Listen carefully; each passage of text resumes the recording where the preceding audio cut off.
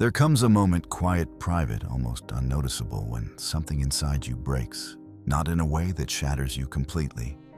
No, it's subtler than that. It's the quiet crack of something old and heavy giving way inside you. The pressure of always showing up, always absorbing, always being the one who understands, finally becomes too much. And you realize you're tired of saving everyone but yourself. For as long as you can remember, you've been the strong one, the safe one, the one who listens, who softens tension, who says yes when everything inside is screaming no. You've built your identity around being needed, because being needed felt like being loved. It felt like purpose. It gave your pain somewhere to hide. But eventually the cost adds up. You notice it in your body, the exhaustion that doesn't go away, the tightness in your chest, the way you flinch when your phone lights up. You feel it in your soul, the quiet dread of always being on, always performing the role people expect. You begin to wonder, if I stop being useful, do I stop being loved? And that question stays with you. At first, you brush it off. You keep showing up. You tell yourself it's just a rough patch. But deep down, you know something has to change. Not a surface-level tweak. Not a weekend off or a better morning routine. Something real. Something irreversible. So one day, without a grand announcement or anyone's permission, you begin. Before we dive deeper, if this resonates with your soul's journey, please hit that like button and subscribe for more transformational content. Your support helps this message reach other souls who need to hear it. You say no. You cancel plans. You stop explaining yourself. You draw a line, and for the first time in your life, you don't step over it for someone else's comfort. And almost immediately, things begin to fall apart. People stop calling. Friends go silent. Family questions your choices. You're labeled distant, cold, unrecognizable. It hurts more than you expected. You start to doubt yourself.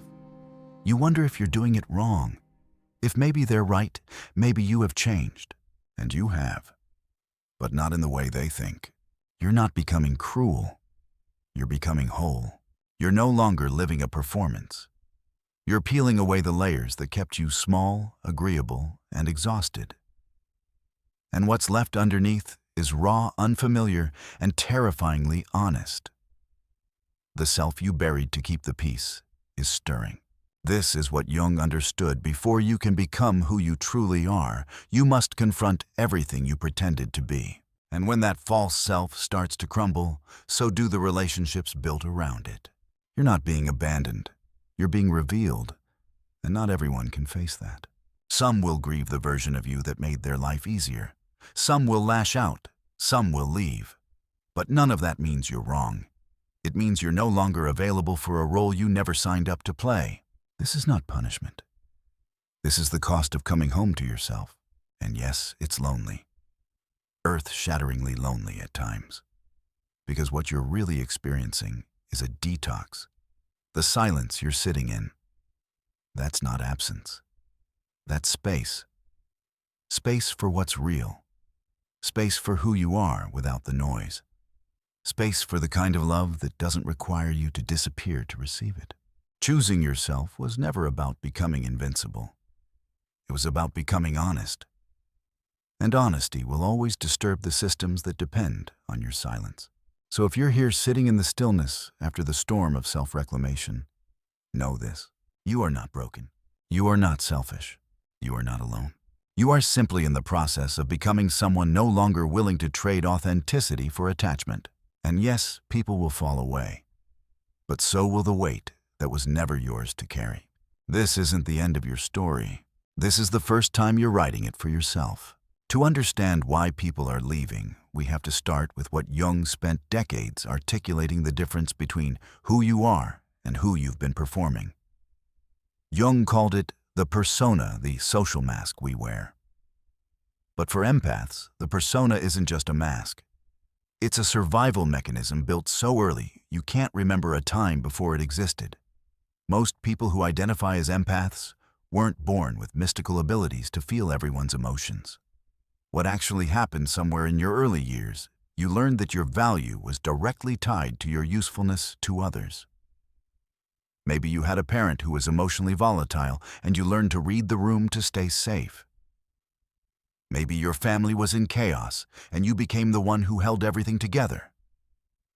Or maybe you were a sensitive child whose emotions were too big for the adults around you and they made you feel like your feelings were a burden. So you learned to stop feeling your own feelings and start managing everyone else's instead. This is where the unconscious contract gets formed. Every relationship since has been governed by this contract, even though you never read the terms, "I will disappear so that you will love me. I will have no needs so that you will need me. I will feel your feelings so I don't have to feel my own pain. I will be endlessly available so I will never be abandoned." Jung talked about the shadow, all the parts of ourselves we reject into the unconscious. For empaths, what gets exiled is your own needs, your own pain, your own right to take up space. You learn to see these things as dangerous, shameful, the parts that make you unlovable. So you built a persona, the selfless giver, the empath, the one who's always there, and wore it so long that you forgot it was a costume. But here's the truth, you're not actually empathic. Real empathy includes yourself in the circle of compassion. What you've been doing is self-abandonment disguised as sensitivity. You don't feel too much, you feel everyone except yourself. You don't give because you're generous, you give because you're trying to earn the belonging you think you don't inherently deserve. Jung treated a woman in the 1920s, let's call her Anna, who came to him completely collapsed. For 15 years, she'd been the family caretaker. Everyone's problems, everyone's emergencies. She thought herself deeply empathic, someone who felt things more than others. Then her body rebelled.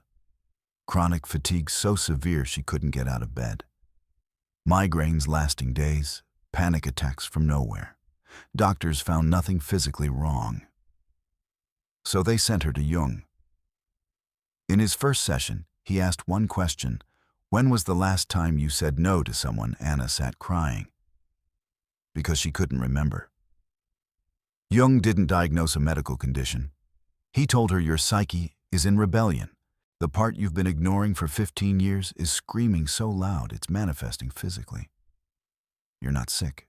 You're suppressed. He gave her an assignment. Say no to one request that week. Anna chose her sister, who called nightly to complain about her marriage for hours. When her sister called, Anna said something she'd never said: "I love you, but I can't talk tonight. I need rest." The response was immediate. Her sister said, "You've changed. You used to care about me. What's wrong with you?" Within a week, Anna's mother called saying the family was worried. Her friends stopped inviting her. Her husband asked if she was having a breakdown. Anna returned devastated. "I set one boundary and I'm losing everyone." Jung told her something life-changing.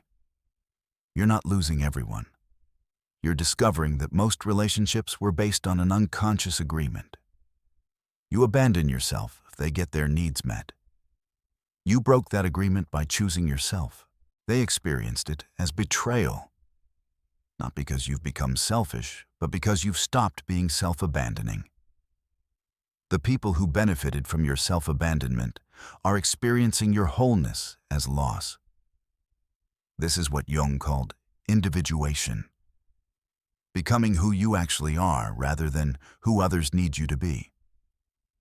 When you begin individuating, when you remove the mask and show up authentically, people react. They react strongly because you're breaking the invisible contract that governed your relationship.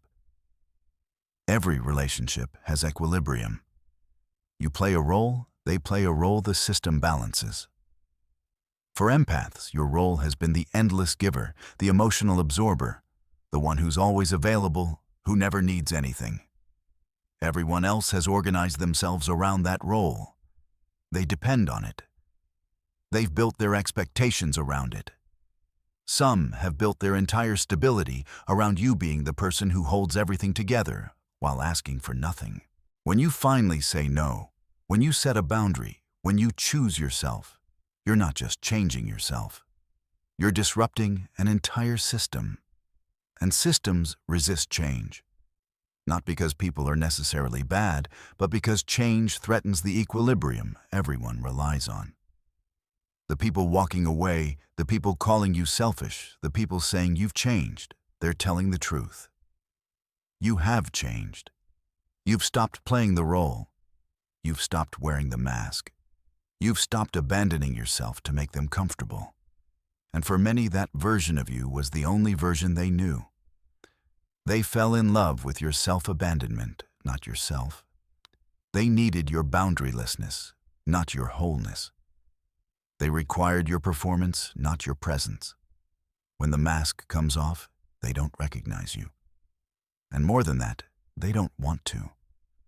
Because your authenticity requires them to relate differently. It requires them to give back, show up, respect boundaries, see you as whole rather than a function. And many people aren't willing or able to do that. Not because they're evil, but because they're unconscious. They haven't done their own work. Jung wrote about the collective, unconscious shared patterns most people never examine. One pattern, the collective, needs unconscious people to maintain the status quo. Society is more comfortable with people who don't rock the boat, who sacrifice themselves to keep everyone comfortable. Your self-abandonment wasn't just your pattern. It served the collective need for you to stay small. When you choose yourself, when you individuate, you're not just threatening individual relationships. You're threatening the collective agreement that people should sacrifice themselves to maintain harmony. And the collective pushes back. Your family pushes back. Friends push back. Even strangers push back because your wholeness reflects their fragmentation. Your boundaries highlight their lack of boundaries. Your self-respect reveals their self-abandonment.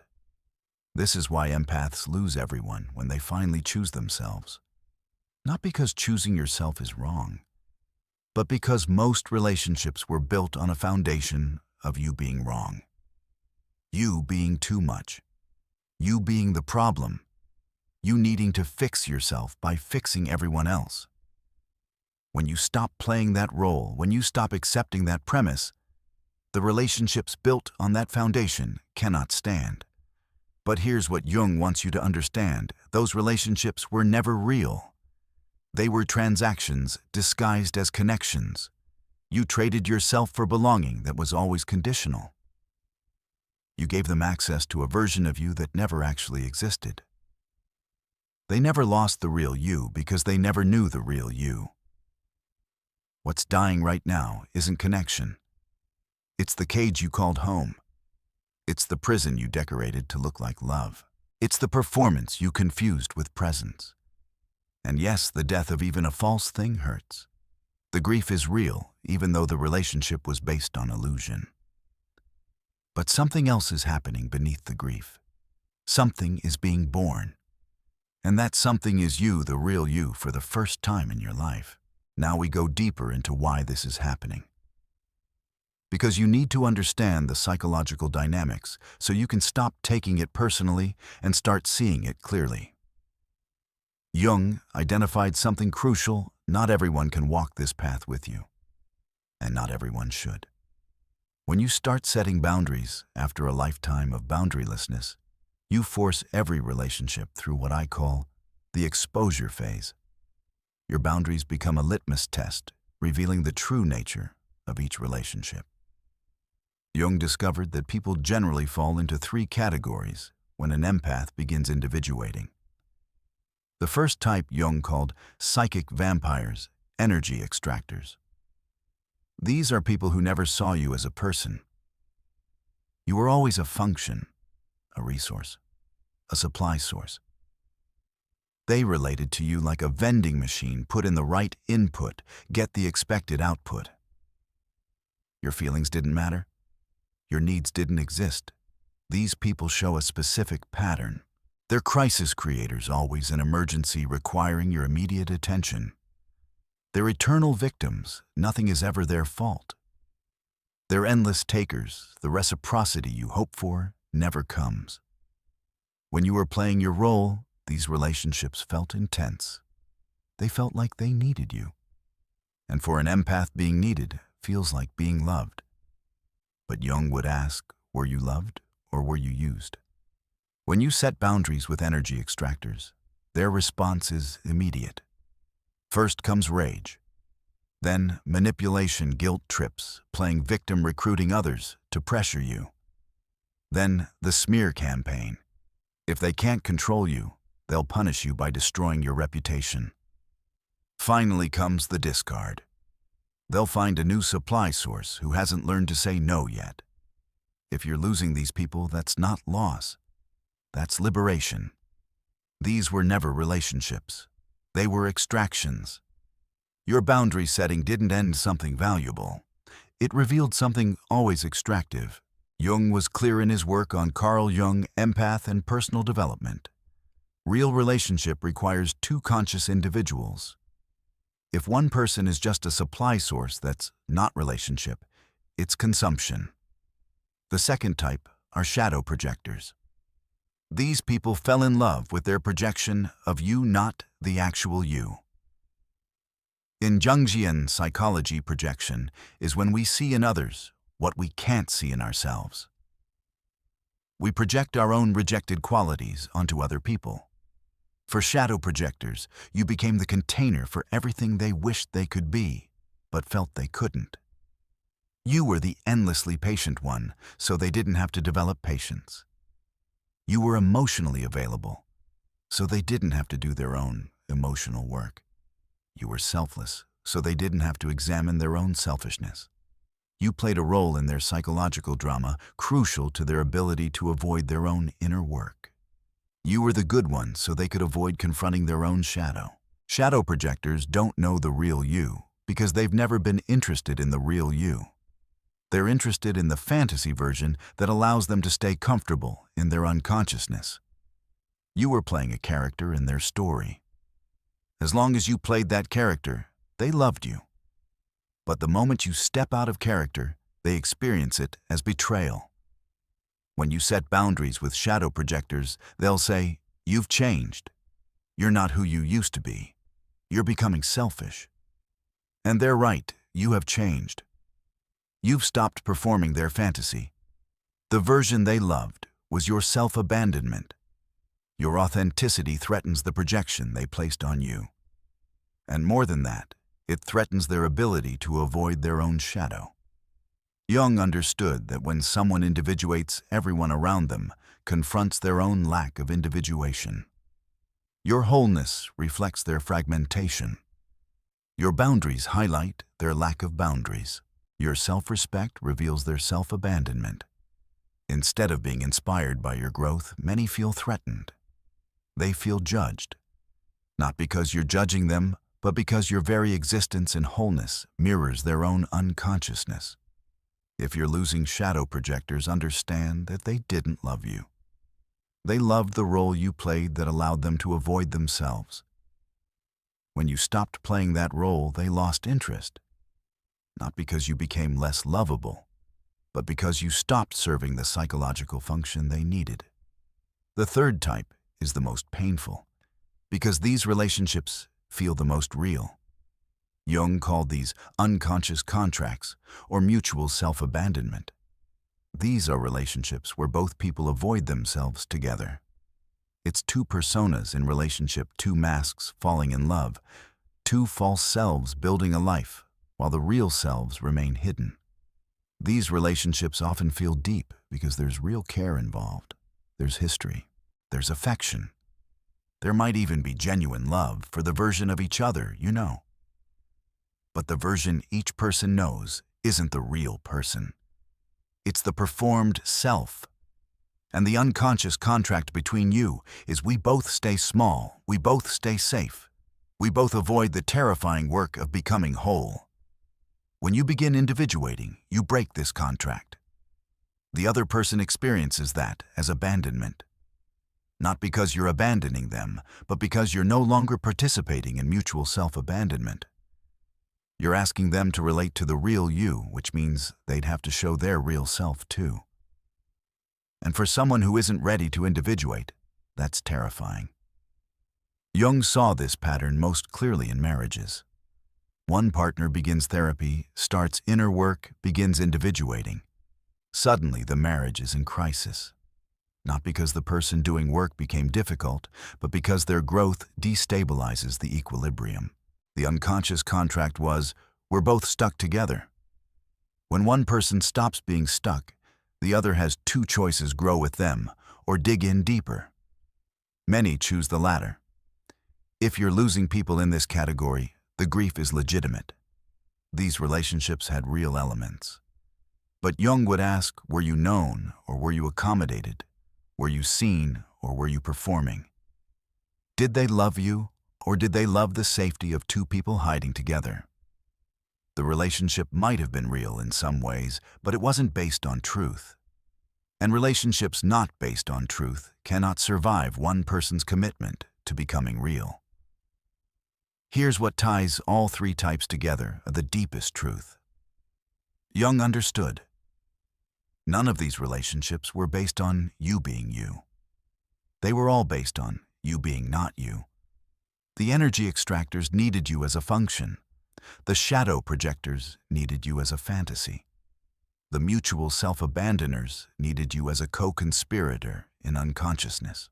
When you finally choose yourself, when you commit to individuation, all these relationship types collapse. Not because you did something wrong, but because they were never structured to accommodate your actual self. They required your absence. They demanded your self-abandonment. They were predicated on you staying unconscious. Jung wrote extensively about the individuation process. He said, becoming who you truly are is the most dangerous thing you can do in a world that needs you to stay who you were. The collective consciousness requires unconscious people to maintain itself. When you wake up, when you individuate, you threaten the entire system that depends on people sacrificing themselves.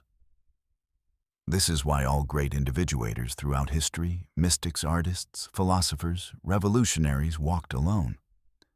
Not because they were unlovable, but because they were unmanageable. They couldn't be controlled through guilt, shame, and obligation. They'd done their inner work. They'd met their shadow. They'd integrated their persona with their authentic self. And that wholeness made them incompatible with systems requiring fragmentation. You're walking the same path. Yes, it's lonely. Yes, it hurts. Yes, there are moments when you wonder if it's worth it. But Jung would tell you the people you're losing couldn't walk this path with you. Not because they're bad people, but because they're not ready. They're still unconscious. They're still trapped in the collective patterns you're breaking free from. And here's the hard part. You can't take them with you. You can't individuate for someone else. You can't do their inner work. You can't force them to choose consciousness when they're committed to staying asleep. The most loving thing you can do for them and yourself is let them go. Not with bitterness or judgment, but with clear understanding that their path is not your path. Their timing is not your timing. Their readiness is not your responsibility. This is the crucible moment. Can you stay committed to your own wholeness, even when everyone demands you return to fragmentation? Can you choose truth, even when it costs you every relationship you've known? Can you walk alone, if that's what consciousness requires? Because Jung discovered this is the test. This is where most people fail. They get here, feel the weight of loneliness, and retreat back into self-abandonment just to restore the illusion of connection. But if you can stay here, if you can walk through this fire, if you can choose yourself even when it means temporary isolation, then something else becomes possible. Something you've never experienced because you've never been whole enough to create it. And that's what we need to talk about next. Jung had a term for what you're experiencing right now. He called it the hermit phase. And understanding this phase is crucial, because this is where most people make one of two fatal mistakes. They either retreat back into self-abandonment to escape the loneliness, or they swing too far into isolation and confuse necessary solitude with permanent separation. Let me show you how to navigate this phase without falling into either trap. The hermit phase is a necessary stage in the individuation process. After you've set boundaries and people have walked away, you enter a period of profound aloneness. Not loneliness in the desperate sense, though there will be moments of that too, but aloneness, as in aloneness. Being alone with yourself, possibly for the first time in your life. And this phase isn't a problem to be solved. It's a crucible for transformation. Jung understood that you cannot build a genuine relationship with others until you've built a genuine relationship with yourself. And most empaths have spent their entire lives avoiding themselves. You've been so busy feeling everyone else's feelings, meeting everyone else's needs, managing everyone else's lives, that you've never actually sat still long enough to ask, who am I when I'm not performing for anyone? What do I actually want when I'm not trying to please everyone? What do I feel when I'm not absorbing everyone else's emotions? The hermit phase forces these questions. And I'm not going to lie to you, it's uncomfortable, it's disorienting. Sometimes it's absolutely terrifying. Because what you discover when you finally sit alone with yourself is all the pain you've been running from, all the needs you've been suppressing, all the emotions you've been avoiding by staying busy taking care of everyone else. This is what Jung meant when he talked about meeting your shadow. The shadow contains everything you've rejected about yourself. And for empaths, what's typically in the shadow is your own needs, your own pain, your own desire to receive, instead of always give. But here's what Jung discovered, and the shadow also contains your power, your authenticity, your life force. Everything you've repressed doesn't just disappear. It waits in the darkness for you to have the courage to reclaim it.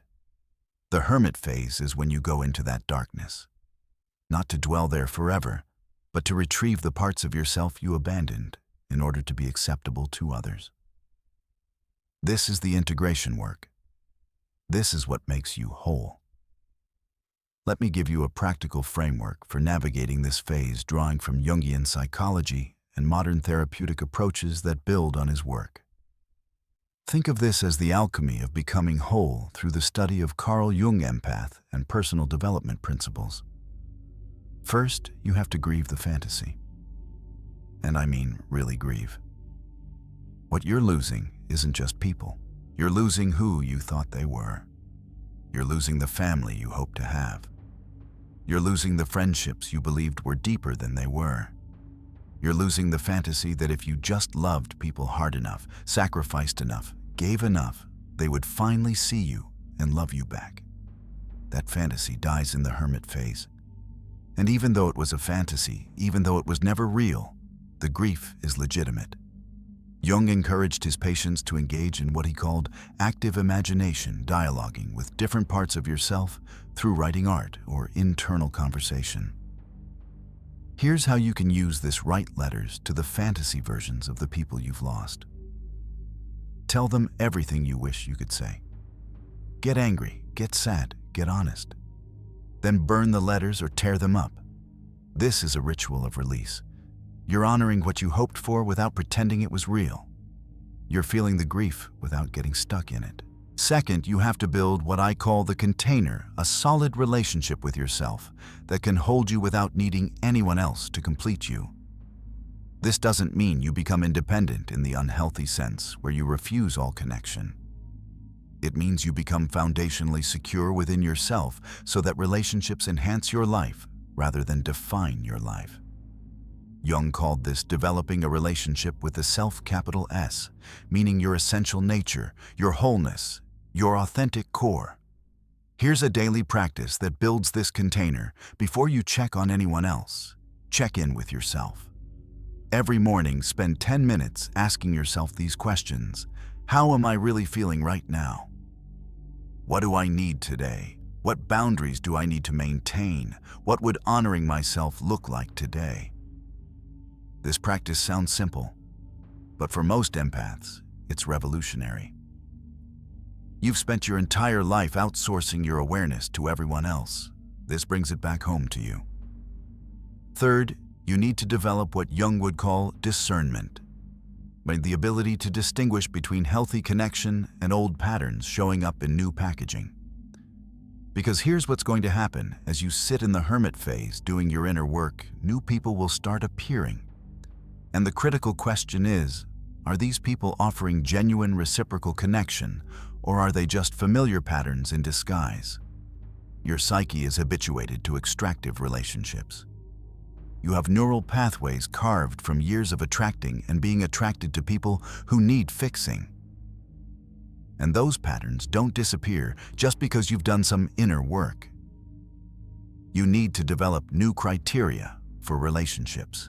Stop asking, do they need me? Start asking, do they see me? Stop asking, can I help them?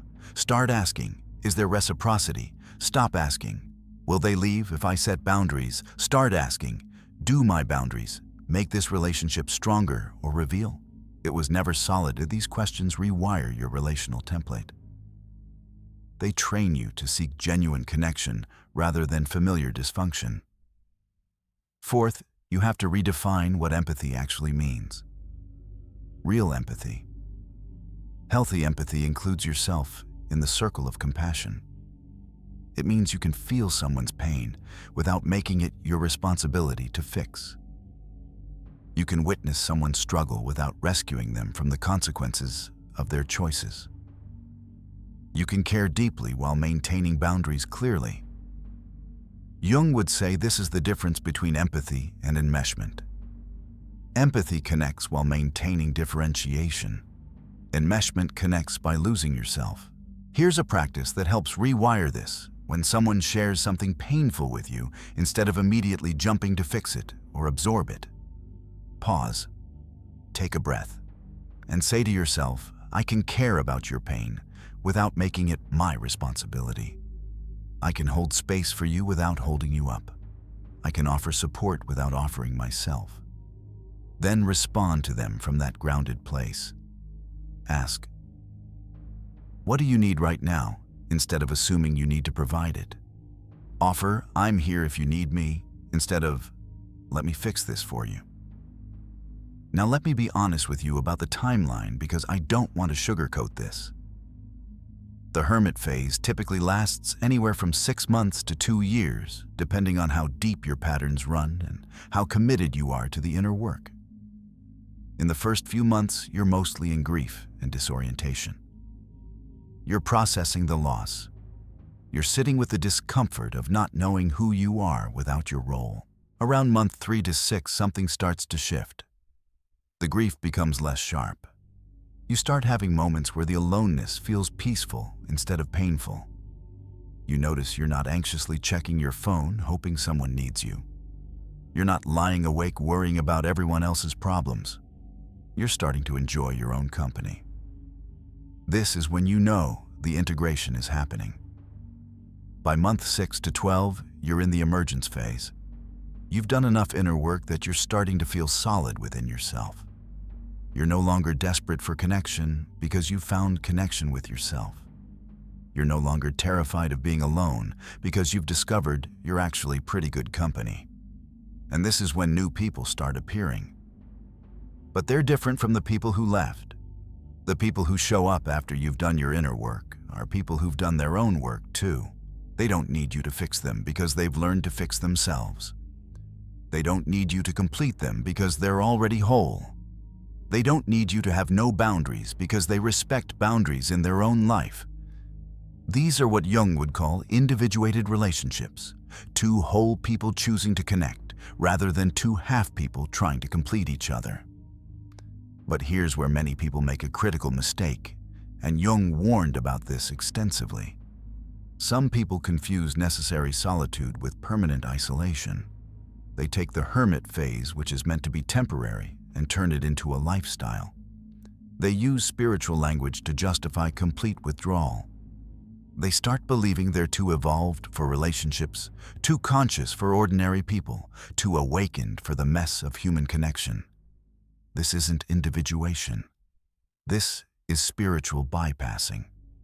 And Jung was very clear about the difference. Individuation doesn't isolate you from humanity. It connects you more deeply, just on different terms. If you find yourself thinking that everyone is unconscious, everyone is toxic, you're better off alone forever, that's not consciousness. That's fear wearing a spiritual costume. That's your wound pretending to be wisdom. True individuation leads to deeper connection, not permanent isolation. If your boundary work has led you to cut off everyone, not just toxic people, you've overcorrected. And you need to examine whether you're protecting yourself or imprisoning yourself. The warning signs you've crossed from healthy differentiation into unhealthy isolation. You've lost all relationships, not just the unhealthy ones. You interpret every conflict as other people being unconscious rather than examining your own behavior. You feel superior to people who maintain relationships. You've stopped seeking new connection entirely. Your mental health is declining rather than improving. You're experiencing increased anxiety, depression, or paranoid thoughts that everyone is against you. If you're noticing these patterns, this isn't failure. This is important information. It means you've swung too far in the opposite direction. And the solution isn't to go back to self-abandonment. The solution is to find the middle path, the place where you can be boundaried and open, independent, and connected whole within yourself and genuinely available to others. Jung himself remained in analysis throughout his life because he understood that none of us can see our own blind spots alone. Seeking support during this phase isn't weakness, it's wisdom. Whether that's therapy, a support group, a spiritual community, or close friends who are also walking this path, you need witnesses. You need mirrors. You need people who can reflect back to you when you're sliding into old patterns or overcorrecting into new ones. The goal of this entire process isn't to become someone who's too good for relationships. The goal is to become someone who's finally available for real relationships. Relationships where both people maintain their wholeness while choosing to bridge the gap between them. Relationships based on truth rather than performance. Relationships that enhance life rather than drain it. And I promise you, if you do the work of this hermit phase without giving up and without isolating permanently, those relationships will find you. Because what you've never understood until now is that you couldn't have attracted healthy relationships before. You weren't available for them. You were too busy being consumed by people who needed you fragmented. So, what happens after the hermit phase? What emerges on the other side of this transformation? Jung spent his entire career studying people who successfully individuated. And what he found was this: the life that becomes available after you choose yourself is nothing like the life you had before. Not because external circumstances necessarily change dramatically, though they often do, but because you change. You become someone you've never been. Someone you couldn't have imagined becoming when you were still performing, still people-pleasing, still abandoning yourself to belong. Let me paint you a picture of what integration actually looks like, because you need to see where this is going. You need to know what you're walking toward when the grief feels unbearable and the loneliness feels permanent. This isn't fantasy. This is what Jung observed in patient after patient who walked this path all the way through. You wake up one morning and realize something has fundamentally shifted. You're not anxious anymore. That low-grade panic that used to run in your system, constantly the feeling that you needed to be available for everyone, the fear that if you stopped performing, people would leave, it's gone. Not because you've become cold or disconnected, but because you finally built a secure foundation within yourself. You're not looking to others to validate your existence anymore. You exist. You know you exist. And that knowing isn't dependent on anyone else recognizing it. You have coffee alone in the morning, and it doesn't feel lonely. It feels rich, sacred even. You're present with yourself in a way you never were before, because you were always fractured, always partly with yourself, and partly managing everyone else's emotional state. Now you're just here, whole, and the wholeness feels more nourishing than all the fragmented connections you used to have combined. You still have relationships, but they're fundamentally different. There's a friend, maybe someone you met recently, maybe someone from your past who's done their own work, and when you're together, there's reciprocity. They ask about your life and actually listen. When they share their struggles, they're not making them your responsibility. They're just being real with you. And you can be real back without worrying that your needs are too much or your feelings are too big. The relationship energizes you instead of depleting you. You still help people, but it comes from overflow instead of obligation. When your friend needs support, you show up because you want to, not because you're terrified of what happens if you don't. And when you can't show up, you say no without the crushing guilt that used to follow every boundary. You've learned that no is a complete sentence, that your bandwidth matters, that preserving yourself isn't selfish, it's the foundation that makes genuine giving possible. Your family still does what they do. Some of them have adapted to your boundaries. Your mother might still make comments about how you used to be more easygoing, but you don't absorb her disappointment anymore. You don't make her emotions your responsibility. You can be compassionate without being consumed. Others in your family might still be distant, might still be waiting for you to go back to who you were. And you've made peace with that.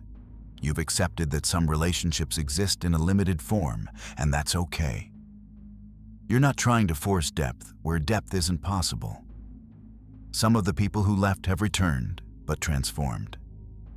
The friend who called you selfish when you first set boundaries shows up a year later and says, "I've been in therapy. I'm starting to understand what you were trying to tell me. Can we try again?" And you're open to it, but cautiously. You're not trying to prove yourself anymore.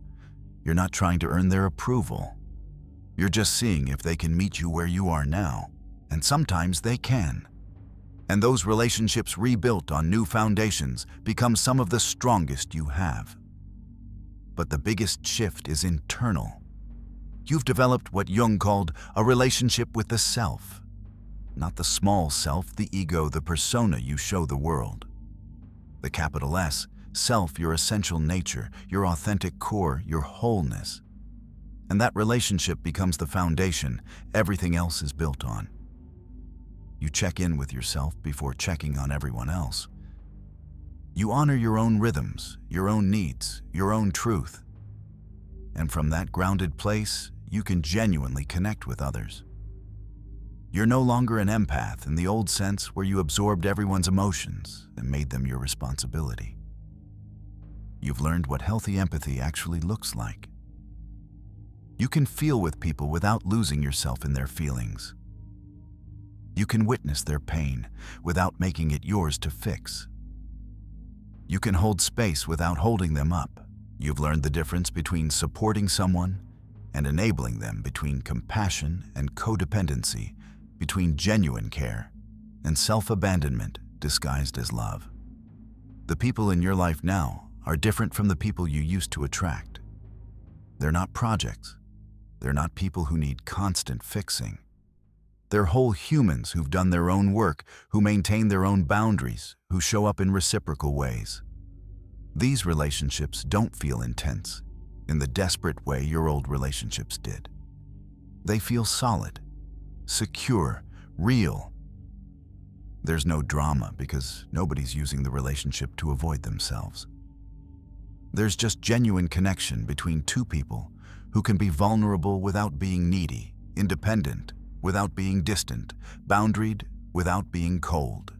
And here's the thing that Jung emphasized in all his writings on Carl Jung, empath and personal development.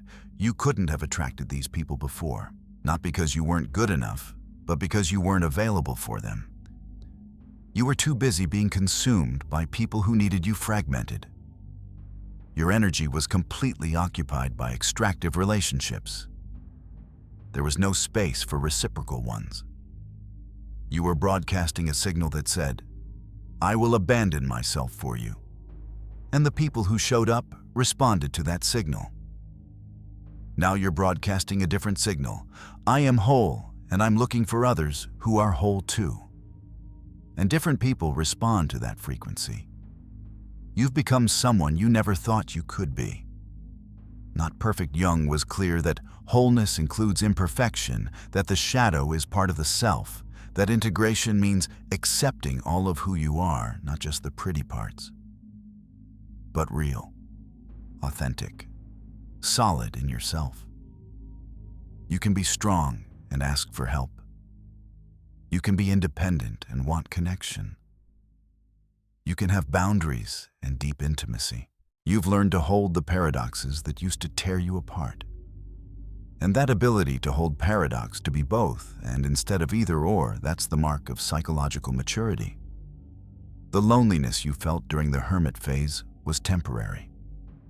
The relationships you're building now are permanent because they're based on truth rather than transaction.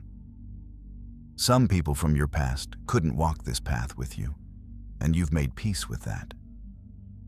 The ones who could, or who eventually became ready, are still here, just relating to you differently. And new people have appeared who can match your wholeness, who can meet you where you are, who don't need you to be anything other than yourself. This is what Jung meant by individuation. Not becoming isolated, but becoming connected on new terms. Conscious terms, where both people maintain their authenticity while choosing to bridge the gap between them. Where love doesn't require self-abandonment. Where belonging doesn't cost you yourself. Where you can be fully you and deeply connected, whole within yourself, and genuinely available to others. And the wildest part, the life you have now, the relationships you have now, the internal peace you have now. You couldn't have even imagined this when you were still performing. When you were still trying to earn love through endless giving. When you were still believing that your value came from your usefulness. You couldn't have wanted this because you didn't know it was possible. You didn't know that real connection existed. You'd never experienced it because you'd never been whole enough to create it.